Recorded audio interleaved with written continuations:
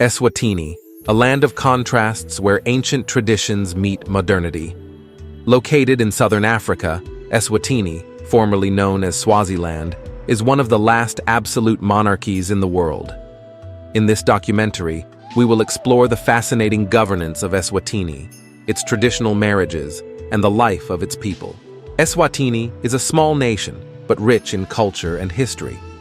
With landscapes that range from majestic mountains to verdant plains, this kingdom is governed by an absolute monarchical system. The king, known as Ngwenyama, or lion, is the supreme authority, and beside him is the Ndlovukati, or queen mother. The monarchy in Eswatini is unique. The Ngwenyama exercises executive, legislative, and judicial powers. His leadership is complemented by the Ndlovukati, who plays a crucial role in the spiritual and cultural life of the kingdom. Together, they balance tradition with the need for modernization. One of the richest and most emblematic traditions of Eswatini is marriage. Marriages in Eswatini are elaborate ceremonies that celebrate the union not just of two people, but of two families. Lobola, dowry. A fundamental practice in Swazi marriage is lobola, where the groom or his family offers a dowry to the bride's family. This gift, usually consisting of cattle or other valuable goods, symbolizes respect and appreciation for the bride and her family. Polygamous marriage. Polygamy is permitted in Eswatini and is a common practice, especially among royal and noble families. This means that a man can have more than one wife, and each marriage is celebrated with its own rites and ceremonies. Traditional ceremonies.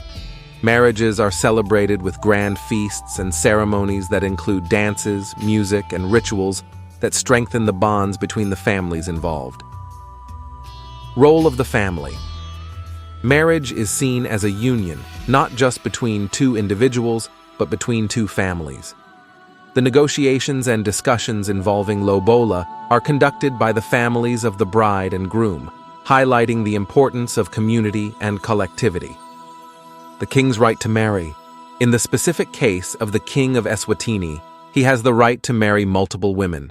This is part of the tradition and social structure of the kingdom, where the king is seen as the supreme leader and central figure of national unity. Multiple wives. The king can have multiple wives, and currently, King Mswati III, the monarch of Eswatini, has more than a dozen wives. This number can vary over time, but the practice of having multiple wives is a continuing tradition. Choosing wives. Some of the king's wives are chosen during the umhlanga ceremony, reed dance, where young women from across the country participate in a celebration in honor of the queen mother and the king. It is an opportunity for the king to choose new wives from among the participants. Status of the wives. The king's wives play important roles in the cultural and social life of the kingdom. They participate in official events, ceremonies, and have responsibilities within the royal palace and the community at large. In summary, the marriage rules in Eswatini are deeply traditional and reflect the cultural values of the kingdom. The practice of polygamy, especially for the king, is an established part of these traditions, focusing on family unity and the continuity of cultural practices.